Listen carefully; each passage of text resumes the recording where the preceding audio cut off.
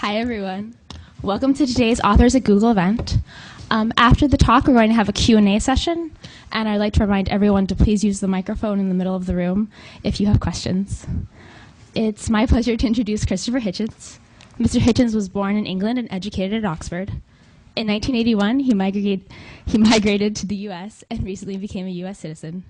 He is the author of a number of notable books, including Why Orwell Matters and Letters to a Young Contrarian. As one of our most notable public intellectuals, he has been a columnist at Vanity Fair, The Atlantic, The Nation, Slate, and Free Inquiry, and taught at the New School, UC Berkeley, and the University of Pittsburgh. In his new book, God is Not Great, he lies out the case against religion, which he spent a lifetime developing, with anger, humor, and the formidable style of argument that defines all of Mr. Hitchens' work. About the book, Michael Kinsey wrote in the New York Times, Hitchens has outfoxed the Hitchens watchers by writing a serious and deeply felt book, totally consistent with his beliefs of a lifetime. And God should be flattered. Unlike most of those clamoring for his attention, Hitchens treats him like an adult.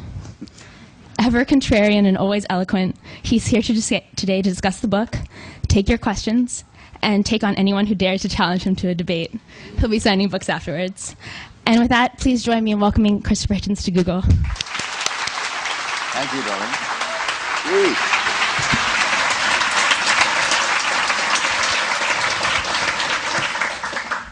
Well, thank you so much for that suspiciously grudging introduction. And thank you very much, ladies and gentlemen, for coming. I understand we've only got the balance or so of an hour together, so I'll try and break the rule of a lifetime and be terse.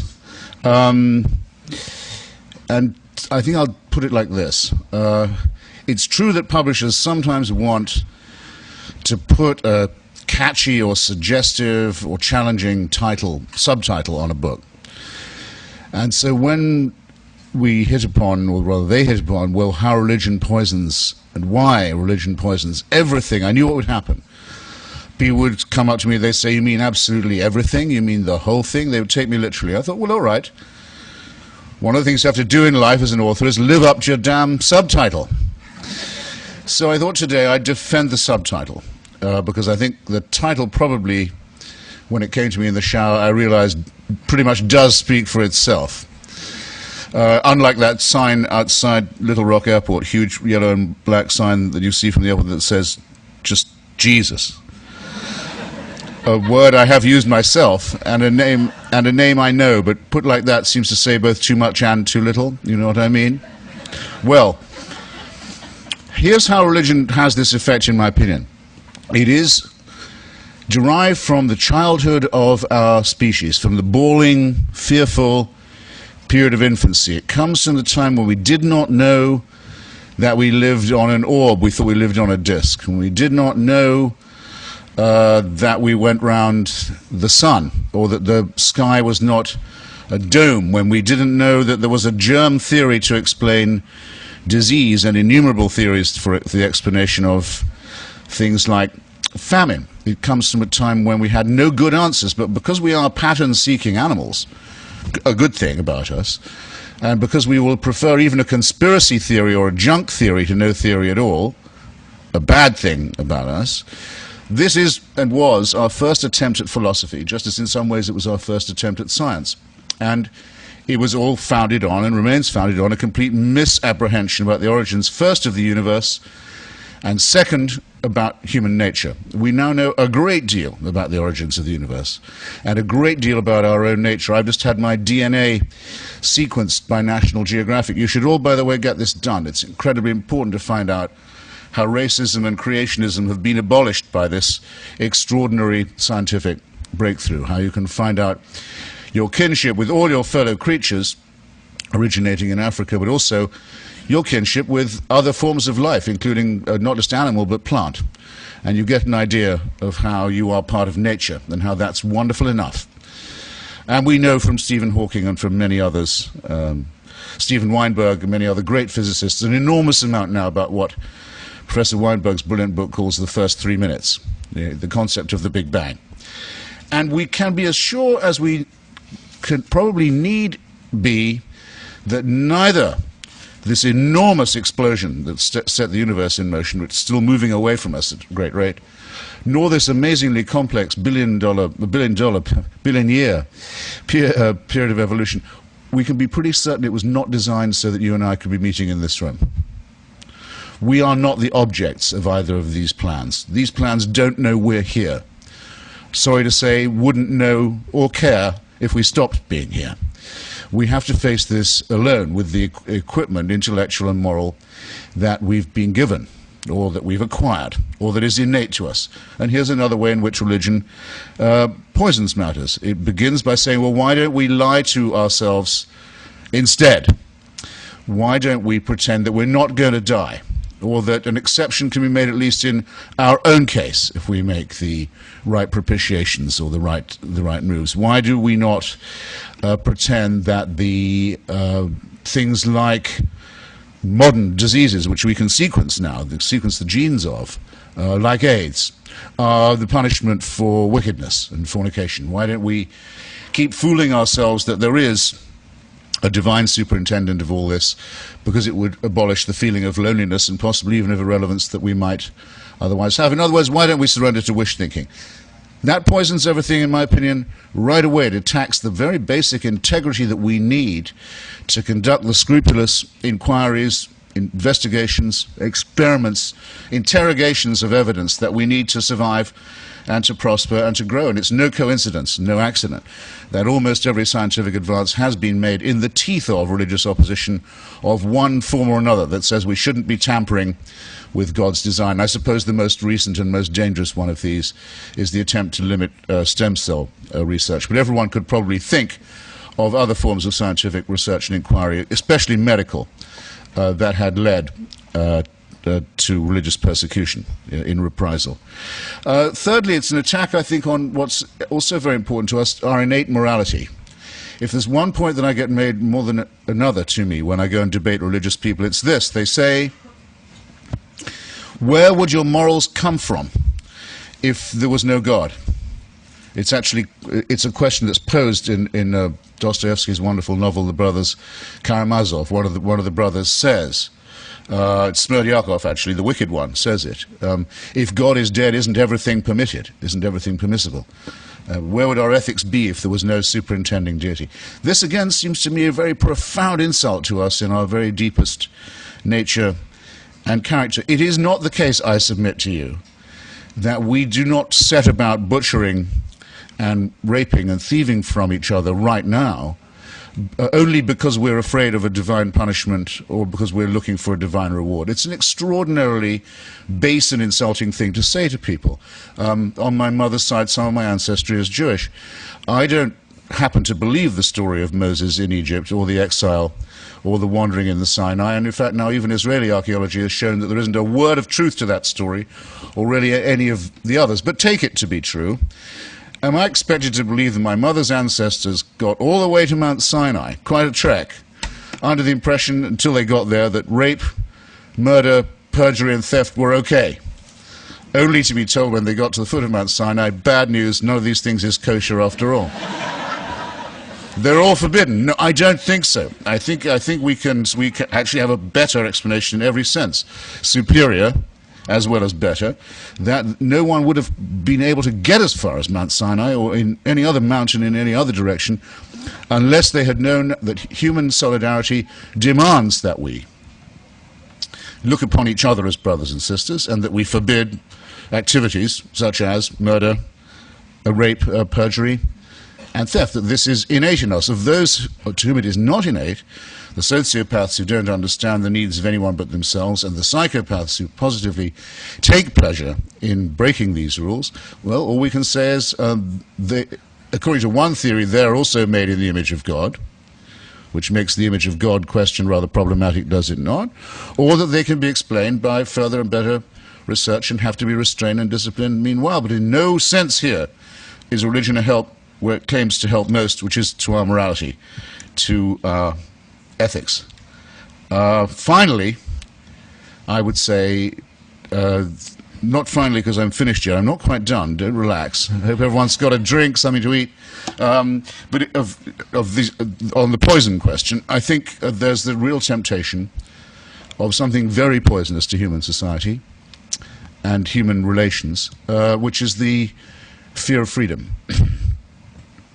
the wish to be slaves, the wish to be told what to do. Now, just as we all like to think, and we live under written documents and proclamations that encourage us to think that it is our birthright and our most precious need to be free, to be liberated, to be untrammeled, so we also know that unfortunately the innate in people is the servile, is the wish to be told what to do, is the adoration for strong and brutal and cruel leaders. This other baser element of the human makeup has to be accounted for and gives us a great deal of trouble around the world as we speak. Religion, in my view, is a reification, a distillation of this wish to be a serf, to be a slave.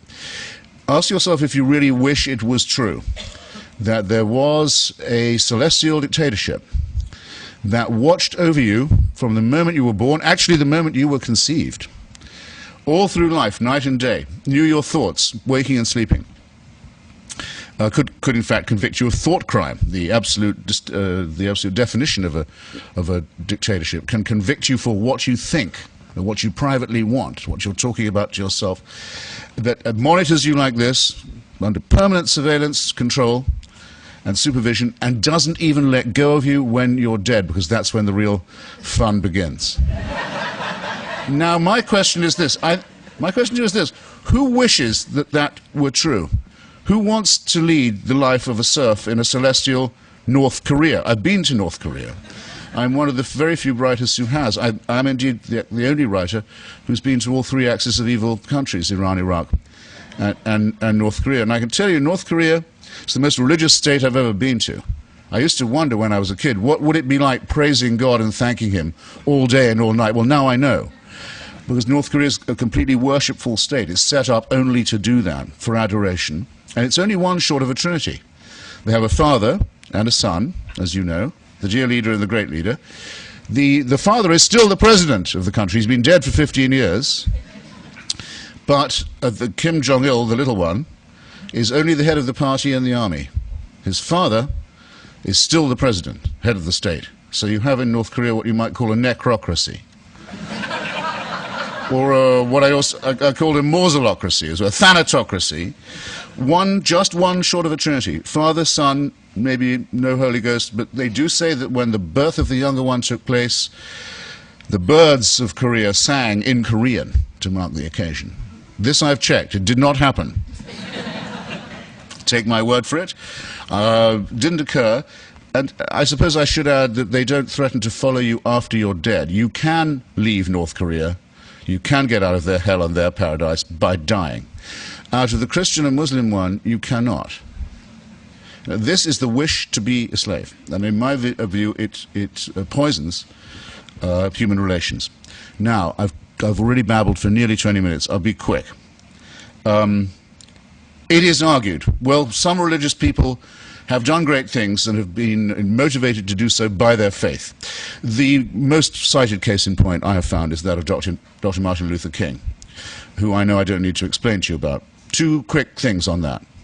First, he was, it's true, a minister, and he did preach the book of Exodus, the exile of an enslaved and oppressed people, as his metaphor. But if he really meant it, he would have said that the oppressed people, as the book of Exodus finds them doing, were entitled to kill anyone who stood in their way, and take their land, their property, enslave their women, kill their children, and commit genocide, rape, ethnic cleansing, and forcible theft of land. That's what the book of Exodus describes happening, the full destruction of other tribes. It's very fortunate that Dr. King only meant the Bible at the most to be used as a metaphor. And after all, he was using the only book that he could be sure all of his audience had ever really read. That's the first thing. The second is, during his lifetime, he was attacked all the time for having too many secular and leftist and non-believing friends. The people like famous black secularists like Bayard Rustin, A.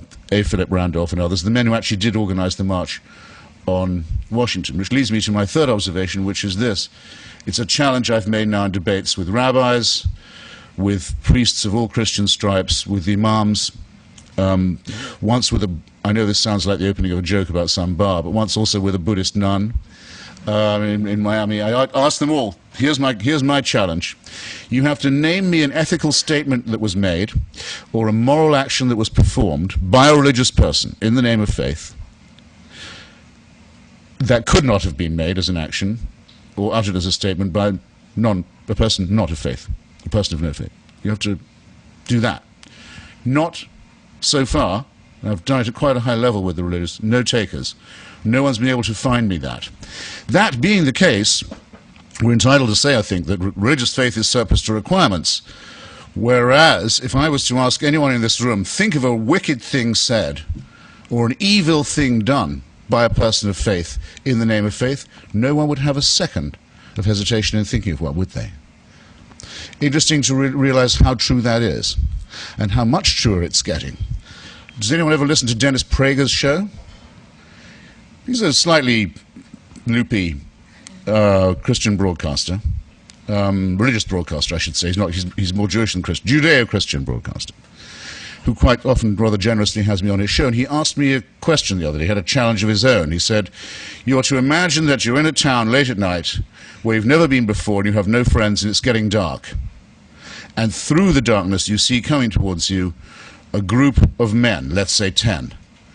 Do you feel better or worse if you know that they're just coming from a prayer meeting? This is Mr. Prager's question to me. I said, well, Mr. Prager, without leaving you without quitting the letter B, I can tell you I've had that experience in Belfast, in Beirut, in Baghdad, in Bombay, in Bosnia, and in Bethlehem. And if you see anyone coming from a religious gathering in any of those places, you know exactly how fast you need to run. And no one has to explain to you why. And I haven't had to waste any time telling you, have I, ladies and gentlemen? So I submit to you that it is those who are people of faith who have the explaining to do, who have the justifying to do with, if this is indeed the case. If they can't account for anything about the origin of our cosmos or our species, if they say that without them we'd be without morals and make us seem as if we are merely animals without faith. If further, everybody can name an instance where religion has made people actually behave worse to one another and act as a retardant upon the advances of knowledge and science and information, I submit that the case to be made is theirs rather than mine. And we have a better tradition. We're not just arid secularists and materialists, we on the atheist side. We can point to through the Hubble telescope, the fantastic, awe-inspiring, majestic pictures that are being taken now of the outer limits of our universe. And who's going to turn away from those pictures and start gaping again at the burning bush?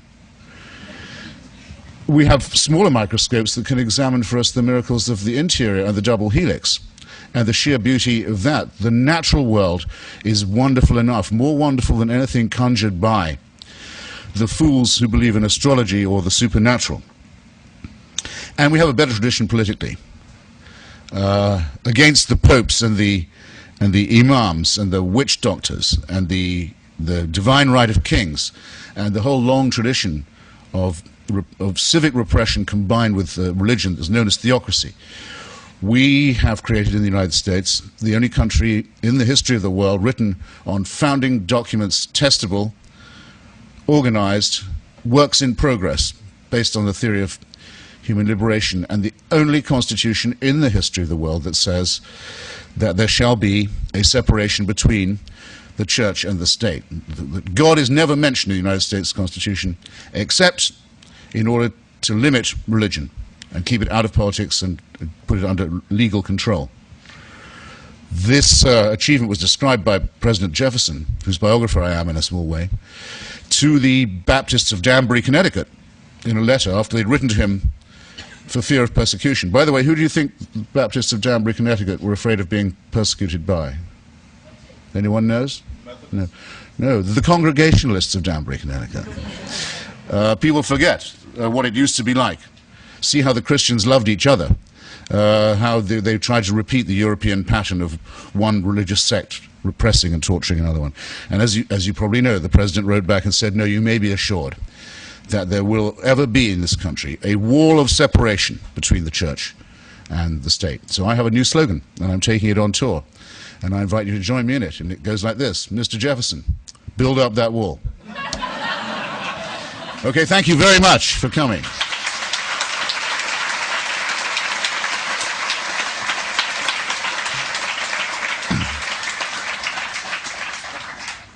And I'm all yours. And that was 25 minutes. I hope that's fair. And I'll point to questions if you like, because I don't think anyone thinks that I've planted my immediate family in this hall. But Carol, stay out of it. Bring it on.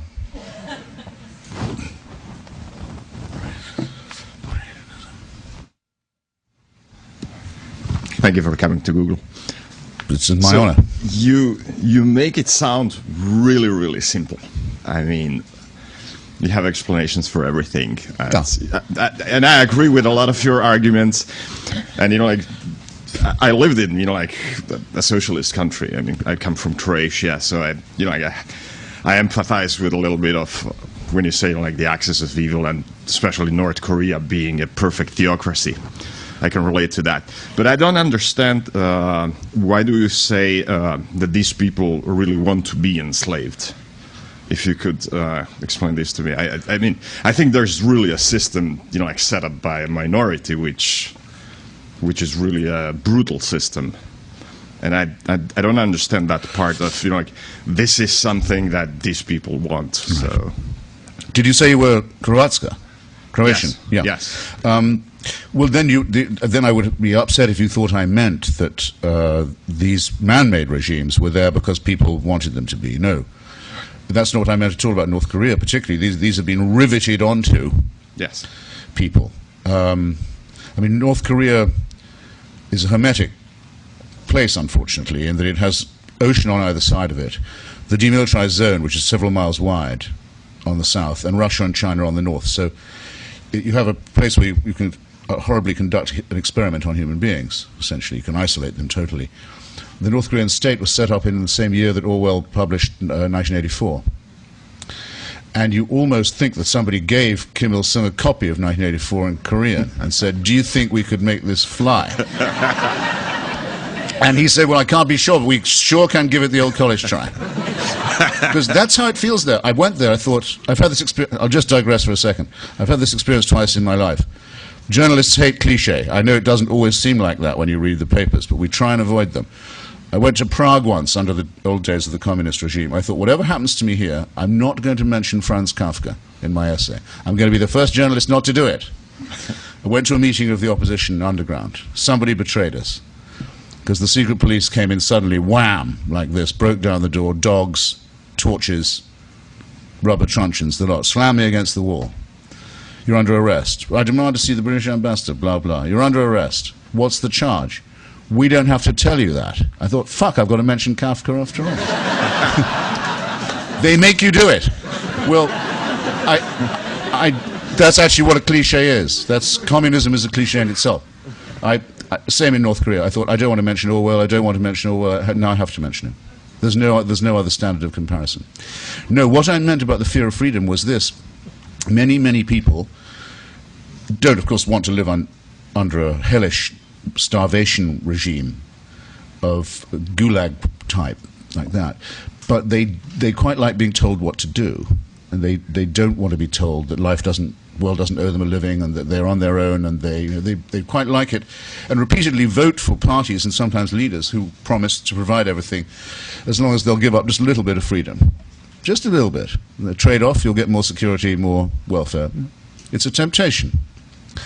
In some cases, it takes an extreme form. And I'm very impressed by how often when I debate with religious people, they will tell me that they gravitate towards faith because they want someone to, if you like, look after them. The whole idea of a heavenly father, for example, is built up in this. There's the old joke says, some say God is dead, some say God is dad. You figure. Then there are people who, well, Islam, for example, the word Islam means surrender, prostration. You give everything to God. Everything's in His hands. This is implicitly totalitarian. That's all I mean. But I think it's innate in most people, is the feeling that they'd quite like someone to take care of them all the time. So it can be hard to argue with them that there is no such person. I understand better now, but Okay. like I just to follow up a little bit. So, is there a possibility there to say that then some people are more freedom-loving than others, and is this some sort of I wouldn't call it racism or anything, but like differentiating people by their love towards freedom? And I'll end with that. No, I'm certain that the same feelings are innate in all people. And that one day there will be a North Korean edition of 1984, and it'll be a huge bestseller there. I'm as sure of that as I can be of anything. Though, at the moment, it's hard to imagine that there's anyone in North Korea who's even allowed to consider the concept of political liberty. It will come because it is innate. I've no doubt about that. To follow up on this fear of freedom and this innate idea, sorry to beat a dead horse, but Please. what do you think would possibly replace this? I also think that there's some. I mean, it's obviously much easier to say my life is out of my control or these events are out of my control. So I'm going to thank God for the good things and hate the devil for the bad things, whatever. So from Plato to Nietzsche to Socrates or to Sartre have said it's difficult to choose the life where you're actually deciding and making choices for yourself and taking responsibility and appreciating the fact that the world doesn't care about your existence and doing what you need to do with that. It is difficult. How do we, how could we possibly imagine a world where everybody buys into that idea, and where would we go, where would that structure that some people feel they can't do without, where would they get that from? I guess what would religion be replaced by to fulfill this natural need, if anything? Yeah. Well, I would say that emancipating oneself from religion and from the combined sort of solipsism and masochism, which is what I was trying to say to the comrade here a moment ago. Religion says to you, remember, the monotheistic ones, you're a miserable sinner. Your sin is original. You can't escape it. You're born as a wretch. You're made out of dust, or according to the Quran, a clot of blood. You're a worm. You're nothing, but a piece of gunk, basically. And you've got to work really hard to get away from the terrible punishment that awaits you for that. So, total abnegation. But there's also good news. The universe is designed with you in mind. And God has a plan for you personally. So just when the person thinks they can't take any more abuse, it's like being inducted into a cult. Just when the person thinks they can't take any more humiliation, they're told, but Father loves you, and he wants you to join our... This is not good for people. You'd be better off without it. So would everyone you know. So it's not a matter of what would we put in its place. We wouldn't. We'd be emancipated from that kind of sadomasochism. That's a good thing to start off with. Second, we have the wonders and beauties of science to study. We have, instead of ancient texts that are full of lies and myths, we have increasingly a wonderful world literature that's available to anybody who can read even a little. Most recently, I would just cite it because yesterday was the birthday of India. Happy birthday, by the way, to all Indians here. And Pakistanis, if you insist, though, I think partition was a huge mistake. There's a religious partition is the worst kind. It's going to lead one day to a thermonuclear war, so I didn't have time to go into that, but maybe someone will ask me. There's an incredible literature in English written by Indians, a sort of sub-branch. I shouldn't even say sub, I mean a branch, a new branch of English writing by Indians in English that's becoming a great part of world literature. There's all this extraordinary excitement. And people say, no, you should, as Thomas Aquinas said, I'm only a man of one book. You should be reading your Bible. You don't really need anything else. They're destroying libraries in the Muslim world that could have any books that contradict the Quran. This is no way to live. But having said all that, and said what the consolations of philosophy too, which aren't that hard to study, and are very rewarding, and ethical and moral dilemmas that you get out of the study of literature, George Eliot, Dostoevsky, people of that kind, James Joyce. Still, it's only a necessary condition, not a sufficient one. There are no guarantees, and an atheist can be a nihilist, or a sadist, or a Stalinist, or a fascist. That'd be unlikely, the last one, but it's possible. Okay, but there are no guarantees, and in part, it's the recognition of that that's the beginning of wisdom, as well as, I think, the beginning of liberty.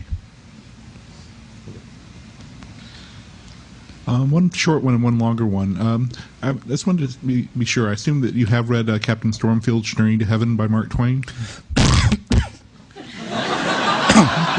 Sorry. Yes, I've read a lot of Mr. Clements on religion. Yeah. Yes, that seemed to be sort of a definitive work on the hierarchy structure of most standard religion. Yes. By the way, you can't read too much Twain, ladies and gentlemen, on this subject. And now, all of his stuff is available.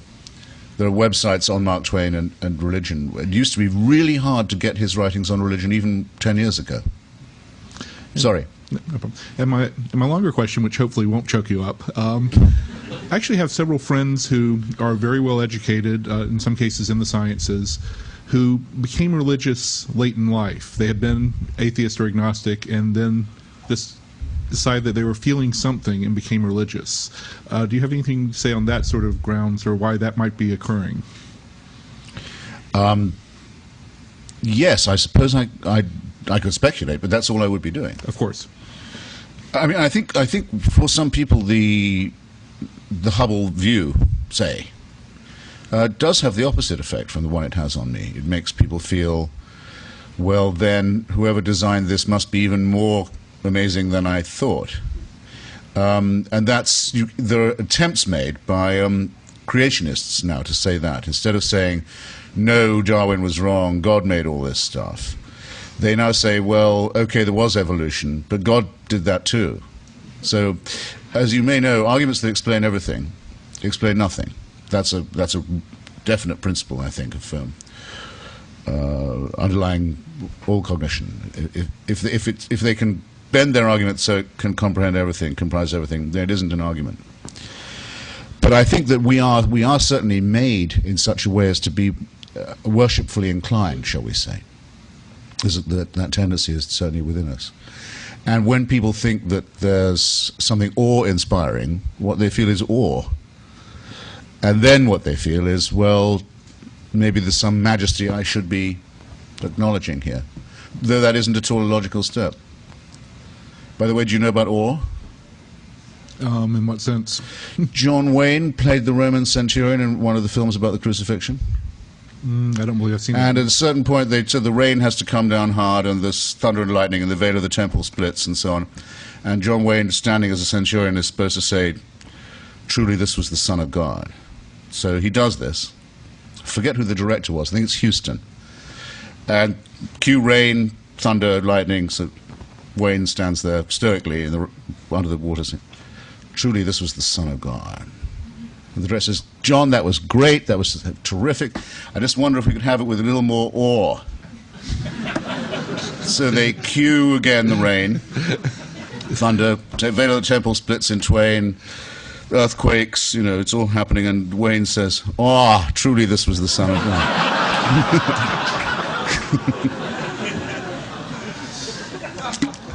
So this is a kind of a follow-up on Tom's question. I have a buddy who styles himself as a kind of an allegorical pagan, and he's had a lot of angry criticisms of religion, many of which echo yours. But at the same time, he feels in himself a kind of a biological need to be part of a circle of believers and a community, which he feels helps his rather fragile emotional demeanor. He goes through, depression and things like that, and he finds that belief. So what he's done is try to find what he feels is the least obnoxious religion he can find, and then not take it too seriously. What would you say to such a person? Well, that used to be called the Church of England. Or the Unitarians, about whom Bertrand Russell said the great thing about them is they believe in one God maximum. Peter de Vries is very good on this. He says people used to be pagans and polytheists and believe in multiple gods, and then they started believing in one God, and they're getting nearer the true figure all the time. This is progress.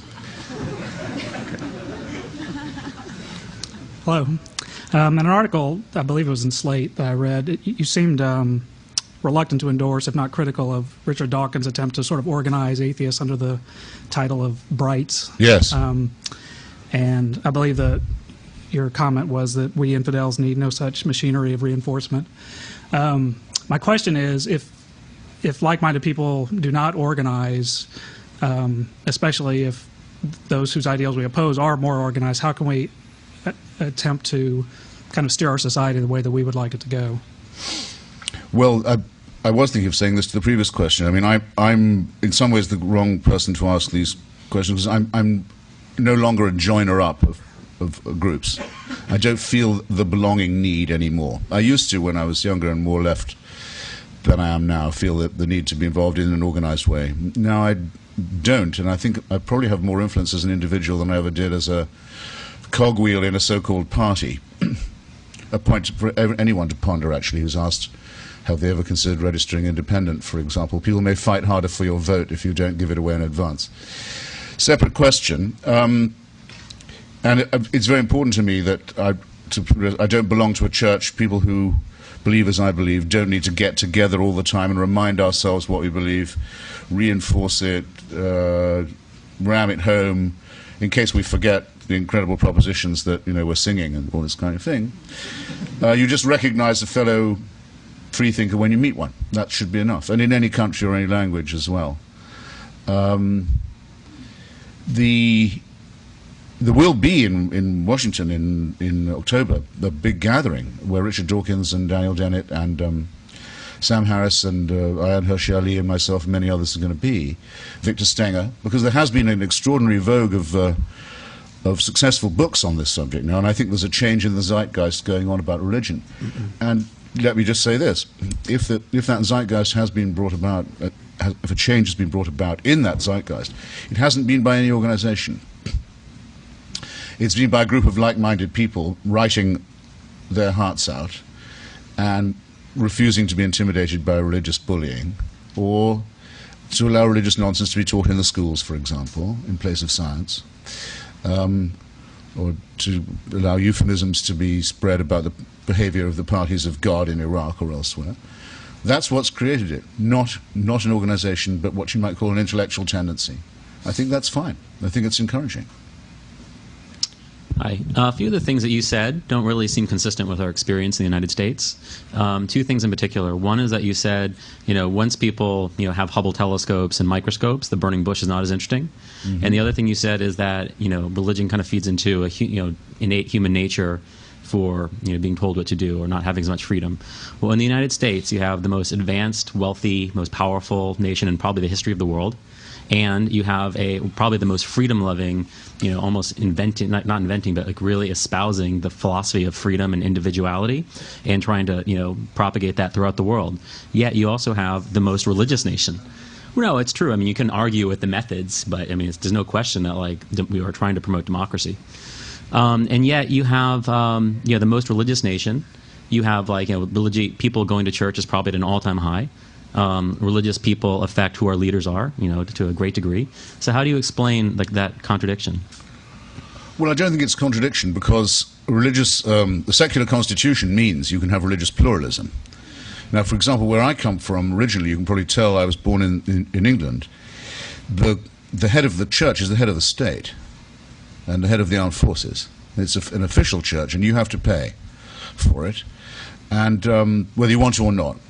And on the moment that Her Majesty the Queen expires, the head of the Church of England will become a bat-eared half-Muslim with no taste in women, as far as I can see.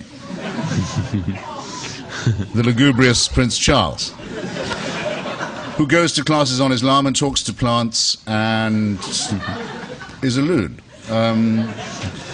That's what you get for founding a church on the family values of Henry VIII. In the United States, you can't have any of that. That'd be completely unconstitutional. You can belong to any church you want. The government has nothing to do with it. And people, I think, take a Tocquevillian view, if you like, of the church. They go, many of them, to church for social reasons, some of them for ethnic ones, some of them for charitable, some of them for community reasons, as you might say. If you ask someone now, I've been doing it a lot recently. I had debated it at every stop of my book tour. Okay, sir, you said you were a Baptist minister. Yes. Well, do you believe in John Calvin's teaching on predestination and hellfire? Why do you want to know? Well, only because you said you were a Baptist. Yeah, but I mean, I'm a Southern Baptist, that kind of... Well, come on. They don't love the question. They ask Catholics if they really believe what their church teaches or what the Pope tells them. Of course they don't, for the most part. The fastest growing group of people in the country has been measured as being those who have no belief or who are atheists. By far the fastest growing. It's doubled in the last 10 years. People are evidently lying to the opinion polls. There aren't enough churches in the country, and there are plenty of them. There are not enough to take all the people who say they go to them. Just couldn't be done. Couldn't fit them in. I don't think people who have doubts about religion are going to tell them to opinion pollsters who call them up at dinner time. They will say, yes, I am a Methodist, or whatever it is. They're not going to say, I sometimes wonder if John Wesley was really the man. You know? Not when the multiple choice boxes are being gone through. So, but unfortunately, I mean, there are people who think that that's the way to go politically. I mean, the president, for example, thinks that to say someone is a person of faith is axiomatically to confer a compliment on them. And if you remember, he did it to Vladimir Putin, KGB goon and hood, and increasingly, evidently, very dangerous man to have in charge of Russia. The president meets him and says right away, well, I could tell by looking into his eyes and seeing he was wearing his grandmother's crucifix that he was just the chap for me. Now, in a strong field, I think that's the stupidest thing the president has yet said. And he must, I think, occasionally regret it. And I tried to get a researcher onto this once to find out, I just need to know something. Has Vladimir Putin ever worn his grandmother's crucifix since? Had he ever been seen wearing it before? Or did he just think this should be enough for the President of the United States? Because if so, it would show that religion was not just metaphysically incorrect, but as I have said, a danger and a poison to all of us. If our republic can be, and its president can be pushed over like that, like someone offering garlic to a vampire, then we really are in trouble. But just to follow up, though, it just sounds like you would have almost no religion in the U.S. if it was true what you were saying, is that once you became an advanced scientific society, you lose interest in religion, which is not the case. I'll say a bit more. I mean, take the case of the so-called intelligent design school. They want at least equal time. They used to want to ban evolution. Now they want equal time in schools. So they've brought, with their Discovery Institute friends from Washington, moves on school boards and courts in Oklahoma, Kansas, Texas, and the most conservative county of Pennsylvania around the town of Dover. And they have been humiliated in each case. This is in Kansas, in Texas, in Oklahoma, and in the most reactionary part of Pennsylvania, thrown off the school board by the electorate and thrown out of court as flat-out unconstitutional by the judges, in all cases Reagan Republican appointees. And I don't know what they're going to do next, these rednecks. I don't know what they're going to do. But I know why it doesn't work, and why it's not going to work. Because there may be many parents in Kansas who say, well, I personally think that God made the rocks and so on, and only made them 6,000 years ago. But they don't want their children taught that in school. They don't want to come from a state where they get laughed at when they say where they're from. Oh, you're from Kansas. That's the place where they don't like that. It was the same with the Confederate flag issue. Quite apart from the racism, a lot of people didn't want to come from a state that had the Confederate battle flag on its. Among other things, people won't have their conventions in your state. You'll suffer for that too. You'll get laughed at when you travel. They don't want this. And nor should they have to put up with it because of a handful of crackpots. So, no, I don't say there aren't a lot of devout people in this country, and I don't say that science just negates religion, but I say that the influence of religion as opposed to scientific rationalism is hugely overestimated. Yeah. Shouldn't impress people to the point where they feel it can't be opposed. Thank you for coming. Thank you for having me. I think you already answered one of my questions regarding organizing a larger effort. So separate from that, I wanted to get just some comments and thoughts based upon the idea of if there is going to be an independent movement, whether at the atheist or anti-theist movement, whether you're a part of it or not, if you have any suggestions for the average person that may not have, say, a publishing company or a production company, but does have the internet, does have their own thoughts and a keyboard in front of them, what they can do to either give resources to other people or to actually express their thoughts in ways that you find to actually be exceptional to further some sort of movement, if there may be one. Yeah, my friend Richard Dawkins, actually, at the end of his book, The God Delusion, does have a list which you can look up. And his is an excellent book, I should say, of websites where, so to say, help is available. Well, there's one, for example, there is a very important one called Leaving Islam. It's about people who want to get out and are afraid or are being intimidated. Ways of actually doing it, and finding contact with people who feel the same way. Very serious, because there are quite a lot of our fellow citizens now who don't feel that they do have religious freedom because they're imprisoned in a religion that can kill them for even considering changing their minds about it. This is not a small matter. But I tell you what I would do. I would become a subscriber to a magazine called Free Inquiry, which is published out of Amherst, New York. It's every month, I think. It's a very, very good rationalist and skeptical magazine, which has itself a lot of local activities that you can look up. And then there's another magazine called Skeptical Inquirer, published from nearer here, maybe more appeal to people of a scientific or technical bent, which does things like expose frauds who are on TV claiming to be able to put you in touch with your relatives, or divine water, or all these kinds of nutbags are often featured on primetime shows.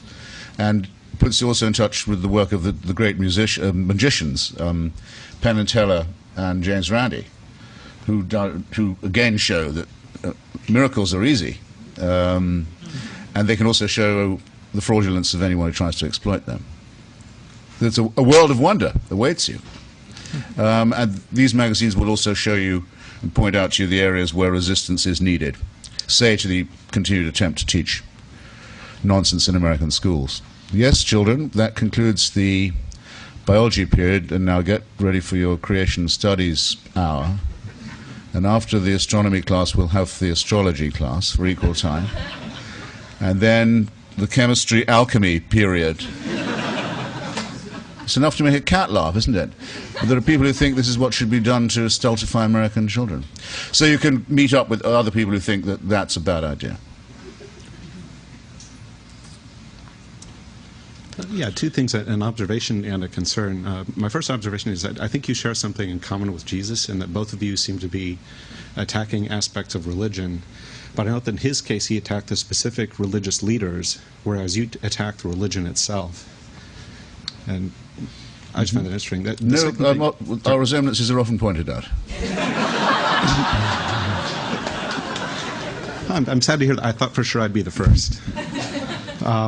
The second thing, a bit of concern, if we start going more and more toward atheism, I mean, you mentioned some of the horrible things that have happened in the name of religion, but I look at one of the greatest genocides, or at least mass murders ever, was by the Soviet Union under Lenin and Stalin, when in the name of, among other things, atheism, they killed an enormously large number of their own people. And what do you think would prevent that from happening if indeed you are successful? I have a chapter on this in my book because it's a very frequently asked question. I think it's also a very serious one. I have to condense the chapter briefly, if I may, but here's the situation. Until 1917, the year of the Russian Revolution, millions of Russians, millions and millions of them, had for hundreds and hundreds of years been told that the head of the state, the Tsar, was also the head of the church and was a little more than human. He was the little father of the people. He wasn't quite divine, but he was more like a saint than a human. And he owned everything in the country, and everything was due to him. That's how gigantic layer of Russian society was inculcated with the servile, fatalistic ideas.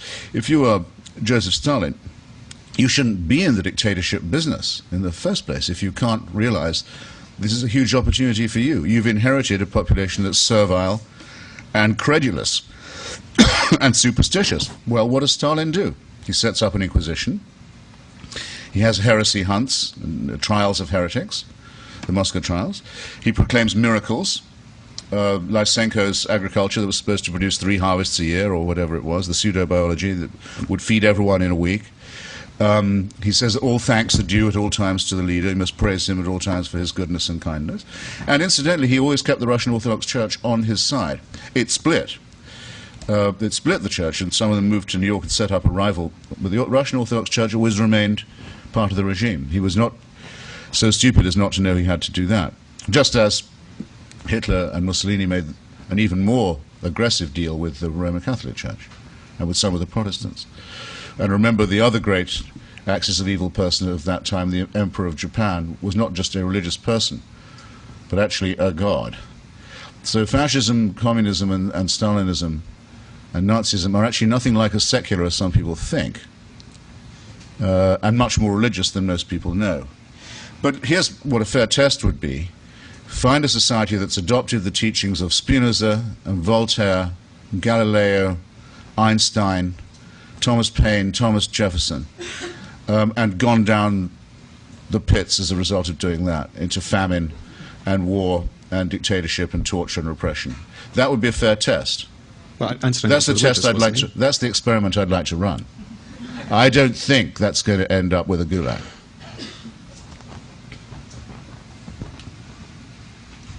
Hi, thank you for coming. More Thank you ladies for having asking me. questions would be awesome. And please, I implore you to be really hilarious so we can prove Mr. Hitchens wrong about why women cannot be funny. I was wondering what you've done with your chicks here, I must say. We're a technology company. So I'm not religious, but just to play a little devil's advocate, what do you say to studies that show that people who consistently go to church, who pray, who believe in God, have like lower blood pressure and live longer lives, etc.? Well, I'd say it wouldn't prove much. I mean, it was hard to prove. I'm not sure I would be able to trust the methodology, but suppose it was true. The same could be said of being a Moonie, for example. I mean, it is said that Louis Farrakhan's racist, crackpot, Nation of Islam sectarian gang gets young men off drugs. For all I know, it does. It may, but that doesn't recommend it to me. Nor does it prove a thing about its theology, if you see what I mean. Whereas I can absolutely tell you that of the suicide bombing population, 100% are faith-based. And I don't think that in itself disproves faith, but I think it should make you skeptical of that kind of random sampling. Sure. There seem to Of be the genital mutilation community. I have the a lot same of can be said. progressive. I have a lot of progressive religious friends who I used to be pretty condescending towards religion, but I feel like I've learned a lot from them and learned a lot about their religious practice and what it means to them. And as you stated earlier, a lot of religious people don't really believe all the tenets of what their faith says anyway. So I feel like those friends of mine are looking for community and looking for a feeling of oneness with other people and with the universe, and ultimately, on a scientific level, that bears out anyway, because on like a quantum level, everything is one and is the same. Yes. So I feel like churches, at least in this country, provide a sense of community that I don't think exists any other way in our culture. I don't feel like I had that growing up, and I feel like my friends that went to church, they can go back to their church now, and there are all of these adults that, aside from their parents, that were there to nurture them as they were growing up and that ask how they're doing, and I never had that, so I'm jealous of that in a sense. It takes a lot to make me cry, but you... see me afterwards. I mean, we just... Look, actually, it's what I said about if those of you who read de Tocqueville on Democracy in America show that's what he said about communitarianism and religion. It's the reason why America is so religious, but it's a different form of religion. Ask us a related question. It's amazing to me how many Americans change religion when they get married. You hear it all the time. You've heard it. I used to be a Seventh-day Adventist, but my wife was Congregationalist. Now I go to the Congregationalists. It doesn't matter. The Seventh-day Adventists used to say, if you don't stay with us, you're going straight to hell. Changed very easily. Go to another church instead. Wouldn't consider perhaps not going to one, but it shows the depth and the strength of religious allegiance. I also think that, well, it's notorious about, say, Polish Catholics in Chicago or Greek Orthodox or many Jews. The church has been a means of transmitting, preserving an ethnic tradition as well, a solidarity in the face of often quite bleak kinds of life. And now there's even a phenomenon known as churchianity, and expressed by the megachurches of people who lead half-transient lives, who don't have very stable employment or residence, who are often moving around the country. On a Sunday, they want to know where they can go take the old jalopy and be among friends. And these characters are waiting for them, believe you me, to remove what few savings they do have left from them. Because that's another indissoluble fact about American religion. Just as community and blood pressure may be involved, it has to be mentioned in the same breath as open fraud to an absolutely astonishing extent. I mean, the shakedown community, the genital mutilation community, the suicide bombing community, the child abuse, I would prefer to say child rape communities, all of these are communities of faith, believe you me. Oh, is it my turn? Sir. Sorry to diverge a little from the immediate subject, but you've expressed your regret for this perverse impulse in the human spirit which seems to desire to be dominated, to prostrate itself before the mysterious altar of power. But it occurs to me that the current government of this nation has, in a calculated fashion, exploited this perverse desire and exploited the language which seems to inspire it or appeal to it. Now, I'm strongly opposed to a particular policy of this government, which is the indefinite detention of so-called terrorist suspects in Cuba. And in particular, I dislike the way the government tries to justify this policy by using these very discourses of power and secrecy, which come with a particular religious stamp. So I would like to ask, not to be impertinent, how you can square what you've said today with other comments you have made, apparently in support of this very policy. Well, there's no danger of you being impertinent, so don't worry about that. I have just returned from Guantanamo. Well, I say just, I was there last month. It took me a long time to get down there, and I haven't yet written anything about it, so you won't know my views, as I'm not sure that I know them in full myself. But about your question, I know what my views are about indefinite detention in principle. I don't see, or must have missed, any allusion at all made to religion in the decision to declare them enemy combatants. You suggested there was a religious justification for the detention policy. Not a religious justification, per se, but in my opinion, the Bush administration, in its public deliveries, often uses a language of power very much akin to that used by religious tyrants and demagogues down the centuries. And this language comes out particularly strongly when they're justifying controversial actions, such as Guantanamo Bay. Well, again, I think we'd have a disagreement. I mean, the language they seem to use to me is the language of the secular language of emergency powers and special circumstances requiring extraordinary measures. It's a very old argument, especially within the United States, goes back to President Lincoln's attempt to suspend habeas corpus in the Civil War. It reminds me of that, not of any argument about or with theocracy. Emergency powers and extraordinary rendition and other terms like this, to me, rather smack of secrecy, jargon, of the same kind used by preachers. Or by secular despots. I mean, I just don't think you're quite carrying your point about the theological. By all means, if you want to discuss the question of civil liberties, let's do so. But I mean, it's a departure from the rubric. The Bush administration is not conducting a holy war in this respect. It is confronting a holy war, however. I mean, one thing you can't miss about the inhabitants of Guantanamo is how faith-based they are. And that's part of the reason why we presented with this problem. The difficulty seems to me to be the following. If you treat them as criminals, as some argue, then you can't say really that you're fighting a war. Then it's only a law and order question. If you say you're fighting a war, then in what sense are these not enemy soldiers? If they're enemy soldiers, how can you try them as criminals?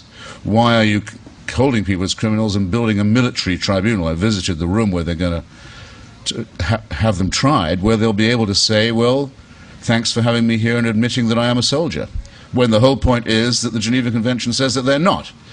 So that's bad enough to begin with, and it's a territory no government has yet had to step onto. But in addition, we're apparently not allowed to do any of those things, nor are we allowed extraordinary rendition, nor can we return them to their countries of origin in case they get maltreated there by their own governments. Well, this leaves apparently only two alternatives. One is not to take any prisoners, and the other is to let everybody go and say we've got no right to hold you. And neither of these seem to be very attractive. This is as far as I've got now with my reasoning about it. Do you not dislike the way that all of these actions may in fact be unconstitutional? They're not justified in constitutional terms, but in language such as extraordinary rendition, emergency powers. Yeah, I do dislike that very much, yes. I mean, no one's ever been able to point out to me that Lincoln's suspension of habeas corpus helped to defeat the Confederacy, for example. And I certainly don't think that the President has the right under the Constitution to suspend habeas corpus. Only the Congress can do that. It doesn't mean it can't be suspended, but Congress has to do it, the President cannot. I'm rather a stickler for that kind of thing. Call me old-fashioned if you will. Well, I think I've taken up a little too much time now. Although very welcome question, believe me. I would posit that the Bush administration has restrained itself, or needed to be restrained, from using genuine religious language in the way it's approached its so-called war on terror. And I believe the word crusade was used early on in the campaign by President Bush, and it's not been used since. And we remember that the original name of the campaign was Infinite Justice, another rejected piece of unfortunate language, obviously picked out by some careful PR person. Fair enough.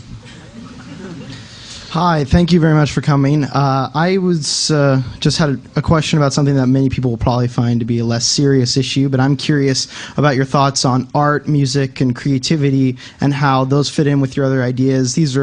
Those were three things that form communities that maybe could be argued of faith. You know, the greatest composers throughout history always dedicating their work to God and things of that nature. And I'm just curious how you view these things and the beauty of these things to be similar to the beauty that you've suggested you can find in nature, or how you think that they might be more suited, more fitting in with religion. I'm just curious if you think that they need to be devalued in this new system or with your ideas. Yeah, we don't know of the extraordinary buildings, the great Gothic cathedrals, for example, or even the great mosques of Andalusia. We don't know of the architects who built them, that they were themselves convinced that it was for the greater glory of God. We just know that at the time you couldn't get a job as an architect if you didn't affirm that. And that certainly we know what would have happened to you if you said, "What God?" That would not just mean the end of your career as an architect. So we don't know that about that. We don't know the same about even the devotional painters. We don't know that they were believers. Or the composers. Of the devotional poets, and I'm on stronger ground here as a literary critic, and I know a bit more about it, people like John Donne or George Herbert, I think it would be very, very hard to fake writing that if you weren't a believer. It would be extremely hard. Where would you get your inspiration from? My feeling is that is real devotional poetry, and I personally couldn't be without it. We'd be much poorer. To stay with literature, if you don't mind. The King James version of the Bible, the King James translation, referred to in the New York Times recently as the St. James translation, is itself a great work of literature, and one couldn't be without it. If you don't understand the beauty of that liturgy, there's a lot of Shakespeare and of Milton and Blake you wouldn't get. You wouldn't know what was going on. So it's part of literacy to know it. I once wrote a book about the Parthenon, a very important building for Western civilization. Great deal to be learned from it, and by its beauty and by its symmetry and by its extraordinary architecture and sculpture. But I no longer care about the cult of Pallas Athena. I no longer care about the mystical ceremonies, some of them involving animal sacrifice and possibly human, that were conducted on the road from Eleusis. And I don't have to care about Athenian imperialism and what it did to the Greek colonies in the rest of the Mediterranean. I can just appreciate the building and know about the philosophical context and the plays of Sophocles and all the other things that were going on at the same time, without any reference to their gods. So I propose that what culture largely means to us now is how to deal with civilizational art and great creativity in a post-supernatural era. In other words, how to keep all of that's of value without having to care about the cult of Pallas Athena, for example, or being forced to bear in mind that, say, St. Peter's in Rome, actually not, I think, that impressive a building, was built by a special sale of indulgences. I mean, that's how the money for it was raised. We can consider that independently now. We can value it as a building without knowing that, though I always find it slightly hard to forget. Right. Okay. I was just curious. I mean, I wanted to speak more towards how all these things in art and music and creativity are often relayed between individuals as being spiritual, yes, or something along that nature, whether or not the actual topic. Well, then let me add, because it's a good opportunity to do so. Yeah. And I wanted to say a bit more of this when I was speaking first. I think that the human need for the transcendent or the spiritual is undeniable, but that's not the supernatural. It's very important to understand. The feeling that people get out of landscape and music, or landscape and music in combination, or the feeling of war and love at the same time has had extraordinary consequences for many people, say, or one or other on their own. These are the things we can't do without, but there's no reason to attribute them to the supernatural. Yes, you're not glimpsing anything but nature from that. Thank you. Thank you. Hi. So it turns out if you follow the money trail back for a lot of these things, this whole creationism, teaching creationism idea, you'll eventually find political organizations that are trying to energize a base, right? And these bases, yes, what they'd like to do is to get these people to feel like they're being attacked. And in a lot of the discussions we have and in your presentation, there's a fine line between attacking people versus attacking ideas, right? What do you do to kind of ensure that you're not going after people and not making people feel like you're telling them that they're idiots, for example, right? How do you make that separation? Well, I think my answer's been anticipated, perhaps. Right. If someone tells me that I've hurt their feelings, I say, well, I'm still waiting to hear what your point is. Right. I'm very depressed how in this country you can be told, that's offensive, as if those two words constitute an argument or a comment. Not to me, they don't. And I'm not running for anything, so I don't have to pretend to like people when I don't. Right. Thanks.